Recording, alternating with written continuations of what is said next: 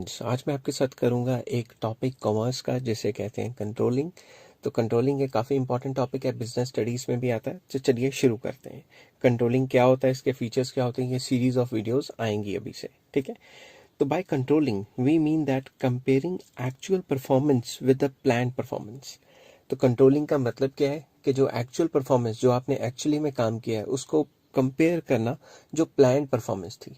Plan किया जाता है, काम करने से पहले कोई प्लान किया जाता है कि हम आने वाले टाइम पे ऐसे ऐसे इतना क्वांटिटी या इतना आउटपुट या इतना टारगेट फिक्स करेंगे। वो जो टारगेट प्लान था उसको एक्चुअल परफॉर्मेंस के साथ कंपेयर करना, उसे ही कंट्रोलिंग कहते हैं। If there is any difference, अगर इसमें कोई डिफरेंस है between actual performance and plan performance, then taking corrective measures is also included in controlling। अगर मान लो प्लान किया है कि हम 100 यूनिट्स बनाएंगे और एक्चुअल में काम हुआ 80, तो इसके बीच में जो गैप है ना, उस गैप को कम करना और करेक्टिव मेजर्स लेना, वो भी सारा का सारा कंट्रोलिंग में आता है। तो अब हम इसकी डेफिनेशन करेंगे, तो चलिए शुरू करते हैं। अकॉर्डिंग टू हेनरी फेयोल ने क्या कहा था, controlling consist of verifying whether everything occurs in conformity with the plans adopted. तो हेनरी फेयोल भी यही कहते थे कि भाई जो कंट्रोलिंग है उसका मतलब है वेरीफाई करना कि जो हमने प्लान बनाया है उसी के हिसाब से जो काम है वो हुआ है कि नहीं हुआ। The instructions issued and the principles established. तो जितना भी हमने प्लान किया था, वो जो प्लान अडॉप्ट किया था, या फिर जो इंस्ट्रक्शंस इशू किए थे, या फिर जो प्रिंसिपल्स इस्टेब्लिश किए थे, उसके हिसाब से काम हुआ है कि नहीं हुआ, इस चीज़ को देखने को कंट्रोलिंग कहा जाता है। हेलो फ्रेंड्स, आज मैं आपके साथ करूंगा कंट्रोलिंग का सेकंड टॉपिक। तो टॉपिक का नाम है स्कोप ऑफ कंट्रोलिंग। कंट्रोलिंग का क्या स्कोप है? स्कोप का मतलब क्या होता है? स्कोप का मतलब होता है दायरा, मतलब इसके बीच में कौन कौन सी चीज़ें आ जाती हैं, इसके बीच में हम क्या डिस्कस करने की कोशिश करते हैं, ये चीज़ डिस्कस करेंगे। तो सबसे पहले scope of controlling is very wide. जो कंट्रोलिंग है उसका जो स्कोप है बहुत बड़ा है। कैसे? It does not only end by comparing the actual performance या actual and planned performance, but it tries to find out the reasons and solutions for such problems।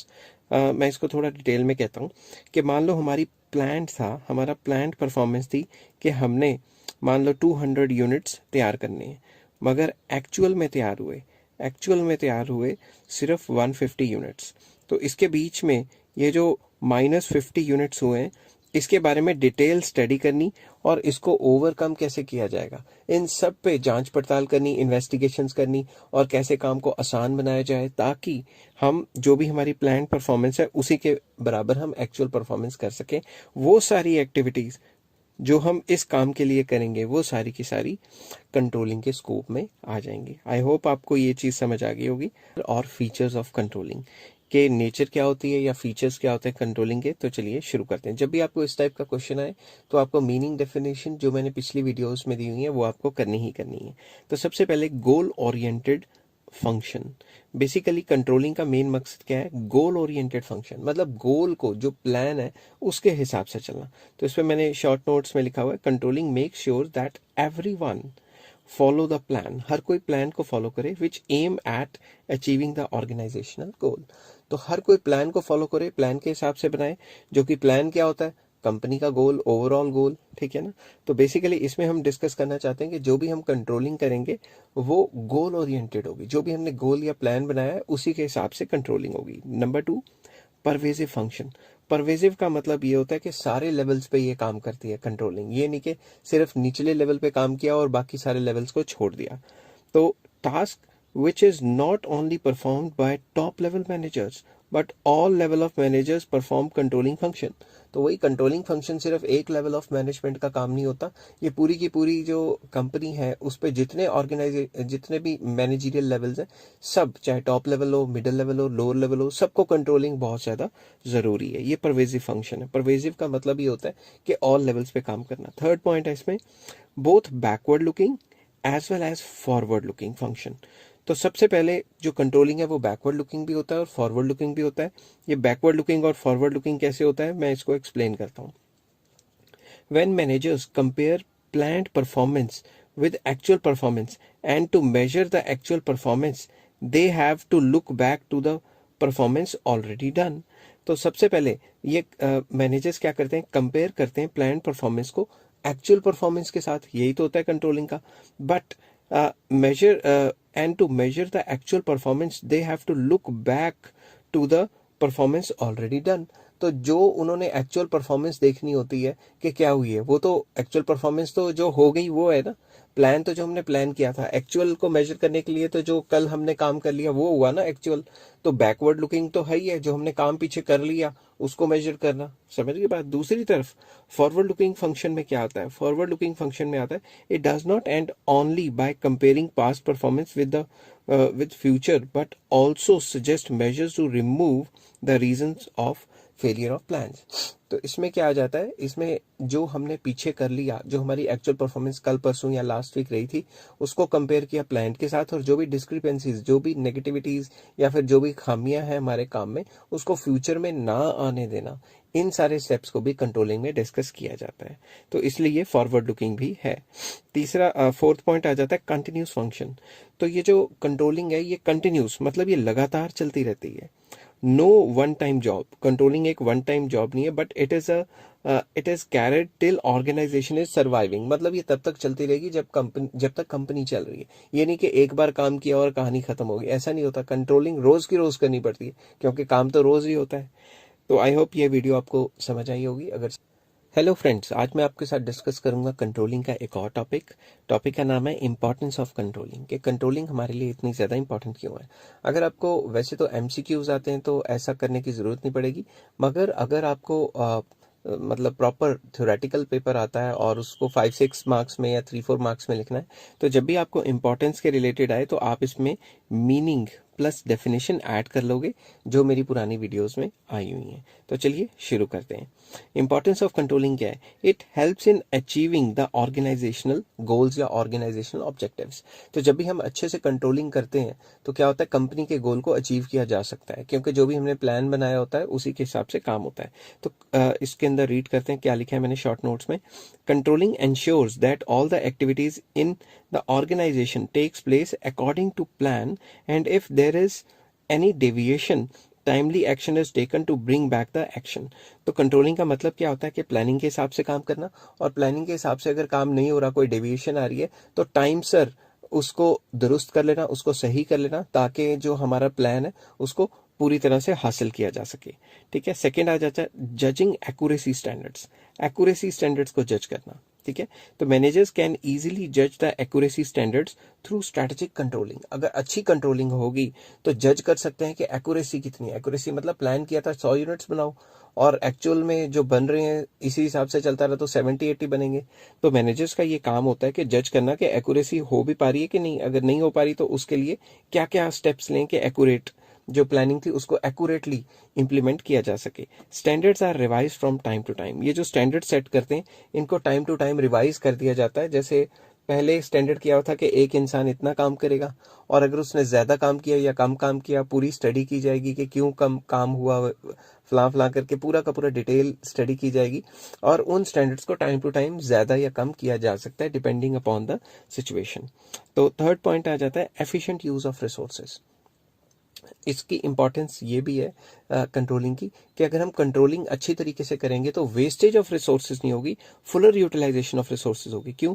Managers perform all the activities according to predetermined standards. जो पहले से जो pre determined standards है उसी के हिसाब से काम कर रहा है मैनेजर। अपनी मन मर्जी तो कर नहीं सकता manager, which help the efficient use of resources. और इसी की वजह से जो रिसोर्सेज है उसकी फुलर यूटिलाइजेशन या उसकी एफिशिएंसी लेवल काफी हाई रहेगी अगर अच्छी कंट्रोलिंग हुई तो। फोर्थ पॉइंट आ जाता है इंप्रूविंग एम्प्लॉयज मोटिवेशन। इसके अंदर क्या आता है, good control system guides the employees to come out of their problems. अगर अच्छा कंट्रोलिंग सिस्टम है तो जितनी भी प्रॉब्लम्स फेस कर रहे हैं एम्प्लॉयज, उनको फेस कर रहे हैं जिस वजह से उन खामियों को दूर किया जा सकता है और उस प्रॉब्लम से ओवरकम किया जा सकता है अगर अच्छा कंट्रोलिंग प्रोसेस है तो गुड कम्युनिकेशन एक अच्छा कम्युनिकेशन होना चाहिए, and care of managers motivates the employee. तो जो मैनेजर्स हैं अगर वो अच्छे तरीके से कंट्रोलिंग करते हैं तो जितनी भी प्रॉब्लम्स आ रही हैं किसको, एम्प्लॉयज को, वो हट जाएंगे और एम्प्लॉय मोटिवेटेड फील करेगा, जिससे वो पहले से बेहतर काम कर सकता है। नेक्स्ट पॉइंट आ जाता है एंश्योर ऑर्डर एंड डिसिप्लिन। क्योंकि मैनेजर प्लान के हिसाब से काम करेगा तो डिसिप्लिन तो करके रखना उसका बहुत जरूरी है। It controls controls creates atmosphere, controls and creates atmosphere आना चाहिए था, मैं यहाँ पे लिख लेता हूँ controls and creates atmosphere and creates atmosphere. अब दोबारा इस पे चले जाते हैं। अगर अच्छी कंट्रोलिंग है तो मैनेजर क्या करता है, controls and creates atmosphere of order and discipline. ठीक है, ऑर्डर एंड डिसिप्लिन, ऑर्डर मतलब प्रॉपर ऑर्डर चलता है कंपनी में। ऑर्डर का मतलब होता है कि मैन एंड मटेरियल को सही जगह पे सही टाइम पे अवेलेबल रहना। और क्रिएट्स एटमोसफेयर, एक ऐसा एटमोसफेयर क्रिएट करता है जो कि डिसिप्लिन रहता है। और डिसिप्लिन से तो आपको पता है कि डिसिप्लिन से कभी किसी का नुकसान नहीं हुआ। ठीक है, it keeps subordinates under check, subordinates को कंट्रोलिंग के अंडर चेक करके रखता है मैनेजर कि ये सही काम कर रहे हैं कि नहीं कर रहे। अगर चेक ही नहीं होगे तो काम कैसे करेंगे, वो तो काम ही नहीं करेंगे। ठीक है ना, क्योटिक सिचुएशन हो जाएगी काफी ज्यादा कंपनी में। तो अच्छी कंट्रोलिंग ऑर्डर एंड डिसिप्लिन को बना के रखती है। वो कभी कभी स्पीड में लिखने से ना कई वर्ड्स भूल जाते हैं, मगर काफी मतलब बीच बीच में जब मैं करा रहा होता हूँ तो उसको मैं पूरा कर देता हूँ। लास्ट पॉइंट आ जाता है फैसिलिटेट्स कोऑर्डिनेशन इन एक्शन। तो सारा काम तो मैनेजर करना है, तो controlling make sure that the proper direction is taken and plans are properly followed. क्योंकि कंट्रोलिंग का मेन काम ये कि जो ऊपर से डायरेक्शंस आ रही है मैनेजर्स की, वो जो ऑर्डर्स आ रहे हैं उसको अच्छी तरह से पूरा किया जाए और प्लान को प्रॉपरली फॉलो किया जाए। All the departments are controlled according to predetermined standards. सारे के सारे डिपार्टमेंट्स को कंट्रोल किया जाएगा जो भी पहले से सेट स्टैंडर्ड है। इस वजह से जितने भी एम्प्लॉयज हैं एक डिपार्टमेंट में या फिर वेरियस डिपार्टमेंट्स के जो एम्प्लॉयज हैं आपस में अच्छे से कोऑर्डिनेट करेंगे। तो कंट्रोलिंग का एक और जो बहुत बड़ी इंपॉर्टेंस ये है कि इससे कोऑर्डिनेशन काफ़ी अच्छे तरीके से होती है। आई होप ये सारी चीज़ें आपको समझ आ गई होंगी, और अगर समझ आ गई तो please like share and subscribe. Hello friends, आज मैं आपके साथ डिस्कस करूंगा कंट्रोलिंग टॉपिक का एक और पार्ट, जिसमें हम डिस्कस करेंगे relationship between planning and controlling. तो चलिए शुरू करते हैं। तो सबसे पहले प्लानिंग एंड कंट्रोलिंग की जो नेचर है वो डिस्कस करेंगे। तो नेचर के अंदर इनका मतलब क्या आता है वो डिस्कस करते हैं। Planning is basic function which deals with what is to be done. Planning का मेन एक बेसिक फंक्शन है कंपनी का, जिसका मेन जो है वो मकसद क्या है, ये पता लगाना कि क्या काम करना है, how it is to be done, किस तरीके से करना है, when it is to be done, कब करना है, and by whom it must be done, और कौन करेगा। तो प्लानिंग का मेन मकसद क्या है, व्हाट क्या, हाउ कैसे, व्हेन कब, एंड बाय होम कौन ये सारा काम करेगा जो भी प्लान किया है। नेक्स्ट आ जाता है कंट्रोलिंग। कंट्रोलिंग का मेन मीनिंग क्या है, keeping a check that everything is in accordance with the plan. तो कंट्रोलिंग का मेन मकसद ये है कि ये चेक करना कि जो भी प्लान बनाया है, मैनेजर्स ये चेक करते हैं जो भी प्लान बनाया है क्या काम उसी हिसाब से चल रहा है, और अगर नहीं चल रहा तो क्या प्रिवेंटिव मेजर्स लें जिससे ये काम उसी तरीके से चलने लग जाए। तो ये थे दोनों के मीनिंग और नेचर। नेक्स्ट पॉइंट आ जाता है planning and controlling are interdependent. ठीक है, प्लानिंग और कंट्रोलिंग का आपस में इंटरडिपेंडेंस है। कैसे, चलो शुरू करते हैं। अब बोथ फंक्शंस को एग्जिस्ट करते हैं। अगर प्लानिंग ही नहीं होगी तो कंट्रोलिंग का कोई फायदा नहीं है, अगर कंट्रोलिंग ही नहीं कर पाए तो प्लान बनाने का क्या फायदा। तो चलिए शुरू करते हैं। Controlling function compares actual performance with the plan performance, and if there is no plan performance then controlling can not take place. जो कंट्रोलिंग है इसका मेन मकसद क्या है कि एक्चुअल परफॉर्मेंस को प्लान परफॉर्मेंस के साथ कंपेयर करना, मगर अगर प्लान ही नहीं होगा तो कंट्रोल कैसे करोगे। सेकेंड पॉइंट मैंने लिखा है plans are made only on papers but these have to be followed and implemented in an organisation. Controlling function make sure that everyone follows the plan strictly. Plans जो है वो तो paper पे बनाए जाते हैं, but these plans are followed and implemented in an organisation. तो जितने भी प्लान्स बनाए हैं कंपनी ने वो कंपनी में ही अप्लाई किए जाएंगे, और कंट्रोलिंग फंक्शन ये मेक श्योर करेगा कि सारे के सारे प्लान्स को फॉलो किया जाए। तो प्लानिंग एंड कंट्रोलिंग एक दूसरे पे डिपेंडेंट करता है। और दिमाग से सोचिए, अगर प्लान बना रहे हैं तो यही देखेंगे पिछले साल या पिछली परफॉर्मेंस में हम कितना कंट्रोल कर पाए थे, उसी को दिमाग में रखते हुए प्लान बनाया जाएगा। नेक्स्ट आ जाता है both backward and forward looking. तो ये जो प्लान कंट्रोलिंग एंड प्लानिंग है ये बैकवर्ड एंड फॉरवर्ड लुकिंग दोनों तरीके से। किस तरीके से, तो सबसे पहले मैं कंट्रोलिंग का डिस्कस करता हूँ। Controlling is backward looking as manager looks back to the previous year performance to find out its deviation from the standard planning. तो मैनेजर जब भी देखता है कंट्रोलिंग करने के लिए, तो वो देखता है कि प्रीवियस ईयर या लास्ट क्वार्टर की क्या परफॉर्मेंस थी और उसमें कितनी ज्यादा डेविएशन हुई है फ्रॉम स्टैंडर्ड प्लानिंग, कि जो भी प्लान बनाया था उसके हिसाब से कितनी डेविएशन हुई है। Controlling is also forward looking. Controlling एक फॉरवर्ड लुकिंग प्रोसेस भी है, because controlling does not and only by comparing past with present. Controlling का मेन मकसद ये नहीं कि पास्ट एंड प्रेजेंट पे खत्म कर दो, it also includes to find out reasons कि भाई किस वजह से डेविएशंस हुई है, एंड सजेस्ट करता है measures so that deviations does not occur in the future. तो इसका मतलब सिर्फ प्लान्ड परफॉर्मेंस और एक्चुअल परफॉर्मेंस को कंपेयर करना नहीं है, अगर कोई डेविएशन होती है तो उसको भी सही करना है ताकि फ्यूचर में ऐसा काम ना हो। अब आ जाता हूँ प्लानिंग पे। तो प्लानिंग क्या कहती है? प्लानिंग भी बैकवर्ड फॉरवर्ड लुकिंग कैसे है? Planning is backward looking as plans are guided by the past experiences. Sorry, planning जब भी आप बना रहे होते हो तो अपने जो प्रीवियस ईयर्स एक्सपीरियंस या पुराने एक्सपीरियंसेस हैं उनको दिमाग में रख के बनाते हो। तो प्लान्स जो है वो पास्ट एक्सपीरियंसेस से भी काफी असरदार होते हैं। एंड फीडबैक एंड रिपोर्ट्स, ये भी साथ ही था कि जो भी पुरानी फीडबैक्स आई हैं और जो रिपोर्ट्स आई हैं, प्लानिंग उससे भी असरदार होती है। तो planning is forward looking because plans are prepared for future. तो प्लानिंग एक फॉरवर्ड लुकिंग प्रोसेस इसलिए भी है कि जो भी आप प्लान बनाते हो वो तो आने वाले टाइम के लिए बनाते हो ना, फ्यूचर के लिए बनाते हो, जो टाइम बीत गया उसके लिए तो नहीं बनाते। तो इस वे में कंट्रोलिंग एंड प्लानिंग दोनों की दोनों फॉरवर्ड लुकिंग और बैकवर्ड लुकिंग है। तो इसमें लास्ट पॉइंट आ जाता है, planning is perspective whereas controlling is evaluative. तो इसमें मैंने थोड़ा सिंपल लैंग्वेज में लिखा है कि planning evolves lot of thinking comparison to prescribe a course of action. Planning में थिंकिंग इन्वॉल्व है, हम कंपेयर करते हैं कि हमारा कोर्स ऑफ एक्शन पहले क्या था अब क्या था, हम पूरी तरह से प्रिस्क्राइब करने की कोशिश करते हैं। बट जो कंट्रोलिंग है ये इवेल्युएटिव है। इवेल्युएटिव मतलब ये चेक करती है कि प्लान सही रहा कि नहीं रहा। प्लान सही रहा इन द सेंस कि प्लान को सही तरीके से एग्जीक्यूट किया गया कि नहीं किया गया। तो इसमें बताया कि प्लानिंग इज प्रिस्क्रिप्टिव प्रिस्क्राइब करती है क्या होगा, क्या करेंगे, किस तरीके से करेंगे। और जो कंट्रोलिंग है वो इवेल्युएटिव है। इवेल्युएटिव मतलब इवेल्युएट करना कि जो प्लानिंग है उस हिसाब से काम हो भी पाया है कि नहीं। आई होप ये वीडियो आपको पसंद आई होगी। अगर पसंद आई तो please like share and subscribe. Next topic जो होने वाला है वो कंट्रोलिंग प्रोसेस का होने वाला है।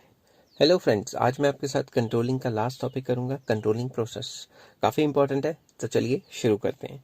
तो कंट्रोलिंग प्रोसेस, जब भी आपको क्वेश्चन आए तो सबसे पहले meaning and definition of controlling लिख लीजिए, ताकि उससे काफ़ी अच्छा इंप्रेशन पड़े कि आपको कंट्रोलिंग का मीनिंग और डेफिनेशन याद है। उससे काफ़ी अच्छे नंबर आ सकते हैं।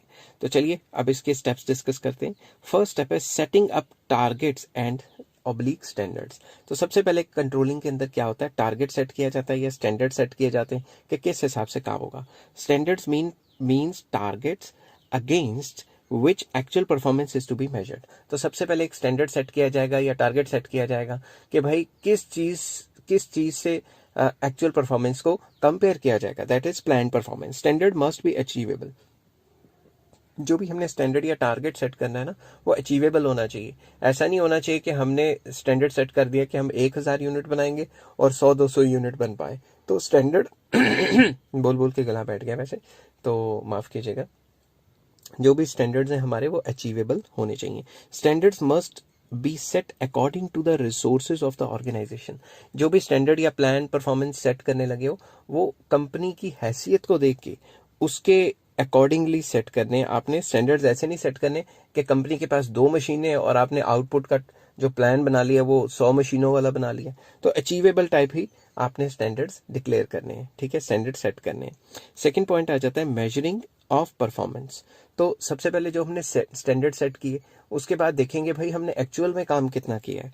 तो performance of employees is measured by evaluating the actual work. जो भी परफॉर्मेंस है उन जो एम्प्लॉयज का वो कैसे तय किया जाएगा कि उन्होंने एक्चुअल काम कितना किया। It includes both the quantitative as well as qualitative standards. इसमें हम जो भी एम्प्लॉय है उसने जो काम किया, क्वांटिटेटिव स्टैंडर्ड्स के कितने यूनिट्स वगैरह प्रोड्यूस किए, क्वालिटेटिव स्टैंडर्ड्स कि उसने यूनिट्स बनाने में कोई गलतियां तो नहीं की, क्वालिटी स्टैंडर्ड मेंटेन किया है कि नहीं।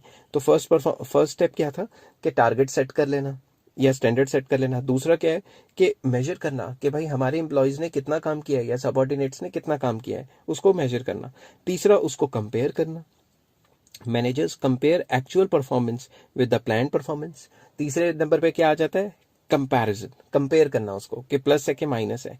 तो फोर्थ पॉइंट आ जाता है analysing the deviations. If there is any deviation, managers try to find out the extent of deviation. अगर डेविएशन है, मान लो 100 यूनिट का प्लान बनाया था हमने और 95 बने, तो मैनेजर्स देखेगा कि भाई ये डेविएशन है और पूरा का पूरा उसको एक्सटेंट देखने की कोशिश करेगा कि कितनी डेविएशन है, उसकी हद देखने की कोशिश करेगा। इफ डेविएशंस आर माइनर, अगर 5 यूनिट ही कम बने, 100 का प्लान था 95 बने, इट शुड बी इग्नोर्ड। 2 4 5 को तो इग्नोर कर देगा वो। But if deviations are major, deviations जो है, डेविएशन इज मेजर, जो डेविएशन है वो ज्यादा है, it should be brought to the knowledge of top level management.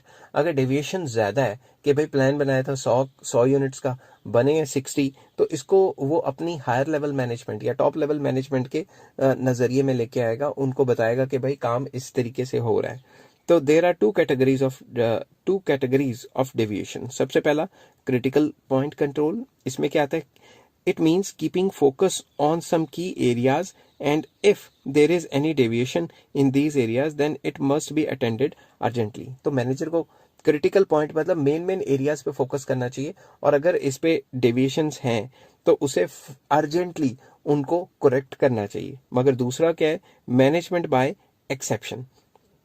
इसमें क्या आ जाता है, managers should not waste his time and energy in finding the solutions of minor deviations. Minor deviations अगर 1-2 की डेविएशंस होती है, 2-3 यूनिट्स की होती है, तो उसको अपना टाइम वेस्ट नहीं करना चाहिए कि उसी पे मत्था मारता रहे कि भाई ये 1-2 कैसे होगी, 2-3 डेविएशंस कैसे होगी। Rather he should concentrate on removing the deviations of high degree. High degree का मतलब ये है कि अगर डबल ट्रिपल भी नहीं कहना चाहिए, अगर 30-40% प्लान से कम बन रहा है आउटपुट, तो उस पर ध्यान देना चाहिए। मैनेजमेंट बाय एक्सेप्शन कहते हैं कि जो छोटी मोटी डेविएशन है उसको इग्नोर कर दो। तो इस पॉइंट में हमने किया एनालाइजिंग द डेविएशन। उसके बाद लास्ट पॉइंट आ जाता है, लास्ट नहीं मतलब सेकंड लास्ट पॉइंट आ जाता है, टेकिंग करेक्टिव मेजर। तो जो भी डेविएशन हुई है उसको सही करने के लिए, उसको खत्म करने के लिए क्या क्या स्टेप्स लेने। Managers should try to know the reasons for the deviations and they try to remove, मतलब उनको क्या करना चाहिए, then they should try to remove it. Managers को ट्राई करना चाहिए रीजंस का पता लगाने का कि किस वजह से डेविएशन हुई है और उस डेविएशन को खत्म करने की जरूरत है। Managers should take corrective measures. कौन कौन से मेजर्स लेने चाहिए, इफ डेविएशन इज माइनर, पहले भी बता चुका हूँ, let the situation remain same. अगर छोटा मोटा कोई डेविएशन है उसको इग्नोर कर देना चाहिए। और रीडिजाइन द प्लान और strategies according to the business environment. Plan बनाया कुछ और बिजनेस एनवायरनमेंट चेंज हो गया, जिसकी वजह से हम टारगेट अचीव नहीं कर पाए। अगर प्रॉफिट्स के टारगेट थे तो गवर्नमेंट ने जीएसटी वगैरह लगा दिया है, टैक्स लगा दिया, तो हम अगर अपना टारगेट नहीं भी अचीव कर पाए तो प्लान को रीडिजाइन करें, चेंज करें सिचुएशन के हिसाब से। Taking corrective measure to improve the performance. और मैनेजर के हाथ में ये भी होता है कि उसे देखना है कि कौन कौन से करेक्टिव मेजर्स वो लेगा जिससे जो कंपनी की परफॉर्मेंस है वो प्लान के हिसाब से चले। Next, feedback in controlling. Feedback report is prepared by the managers which include reasons for deviations or inefficiency। वो एक फीडबैक रिपोर्ट बनाएगा मैनेजर, जिसमें वो पूरा का पूरा लिखेगा कि ये जो डेविएशंस हैं ये किस वजह से हुए हैं, क्या क्या खामियां रहेगी कि हमने काम जितना प्लान था उसके हिसाब से नहीं किया। अब ये जो डेविएशंस होते हैं ये 2 टाइप के होते हैं, पॉजिटिव भी नेगेटिव भी। पॉजिटिव का मतलब है कि हमने प्लान किया था कि हम 50 यूनिट्स बनाएंगे और असल में माल बना दिया 80, तो इसमें 30 का फायदा हो गया, ये तो पॉजिटिव डेविएशन है। तो जब भी पॉजिटिव डेविएशन होती है तो किसी को कोई दुख तो होगा नहीं, है तो अच्छा काम हुआ है। नेगेटिव में क्या होता है, performance is less than plan था 50 और एक्चुअल में काम हुआ है 30, तो इसमें 20 यूनिट्स कम बने हैं, तो ये क्या है, नेगेटिव डेविएशन। आई होप ये सारी चीजें आपको समझ आ गई होंगी। अगर समझ आई तो please like, share and subscribe.